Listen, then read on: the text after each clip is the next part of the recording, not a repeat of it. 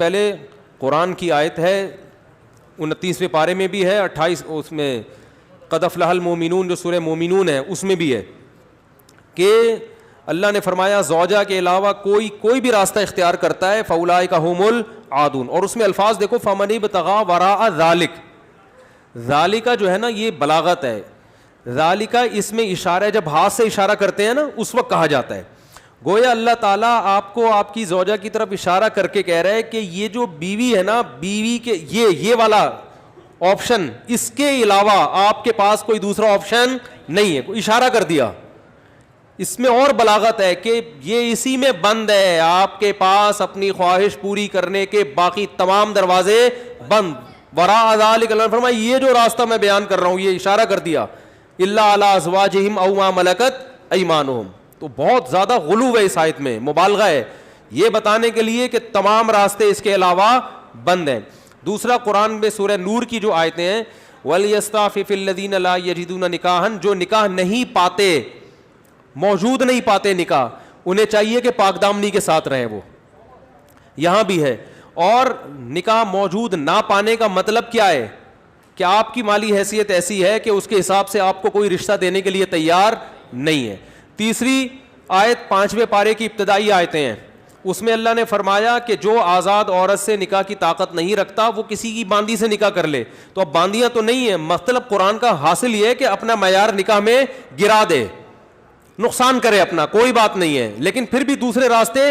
ان کو اختیار نہیں کر سکتا۔ تو اس لیے اگر آپ کے پاس پیسے نہیں ہیں، کوئی نکاح کے لیے تیار نہیں ہے، اپنا معیار آپ گرائیں، آپ کو دوسرے راستوں ہینڈ پریکٹس اور اس جیسے بے حیائی کی آپ کو اجازت، نہ زنا کی طرف نہ کسی اور راستے کی طرف جانے کی اجازت ہے۔ یہ تیسری دلیل ہو گئی کہ نکاح کا معیار آپ کو گرانا پڑے گا اپنا۔ اور رہا یہ مسئلہ کہ یہ کیسے ہو سکتا ہے، میرا تو اسٹینڈرڈ ہے، تو بھائی دنیا کو مسافر خانہ سمجھو، تو اسٹینڈرڈ گیا تیل لینے، ٹھیک ہے نا، اچھے سے اچھے کی تلاش کریں لیکن برائی سے تو اچھا ہے نا۔ حضرت عبداللہ بن عباس رضی اللہ عنہ سے روایت ہے کہ ایک شخص آیا، اس نے کہا کہ میں ہاتھ سے اپنے آپ خواہش پوری کرتا ہوں، ایک روایت ہے، تو حضرت عبداللہ بن عباس نے نفرت سے منہ پھیر لیا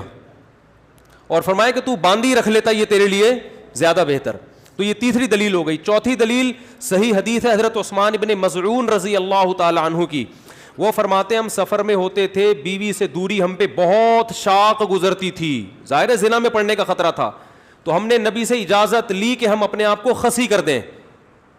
اپنی جو خواہش ہے وہ کیا کر دیں، ختم، کوئی ایسی دوا کھائیں، کچھ بھی کر لیں، آج کل آپریشن بھی ہوتا ہے۔ تو لو اجازنا لاختصینا، حدیث کے الفاظ ہے، اتنی ٹینشن میں تھے ہم کہ اگر نبی ہمیں اجازت دیتے تو ہم اپنے آپ کو خسی کر لیتے، لیکن نبی نے اس کی پرمیشن نہیں دی۔ اب دیکھو صحابی رسول اتنی شدید ٹینشن میں بھی اس کا حل یہ نہیں تلاش کر رہے کہ ہاتھ سے اپنے آپ کو مطمئن کر لیں، اتنی شدید ٹینشن میں بھی۔ اگر اس کی اسلام میں ذرہ برابر بھی گنجائش ہوتی تو ذرا سے تو اشارہ ملتا نا، صحابہ کر لیتے یا ان کو اشارہ دے دیا جاتا کہ بھائی اپنے آپ کو خسی کرنے کے پر آ گئے ہو، اپنی اللہ کی تخلیق کو تبدیل کر رہے ہو، تو اس سے بہتر ہے کہ تم اپنی تسکین کر لو اس طریقے سے۔ اس کی پرمیشن کا کہیں تذکرہ نہیں ملتا، اس کا مطلب ہے کہ اس نبی نے وہاں کیا فرمایا صحابی کو،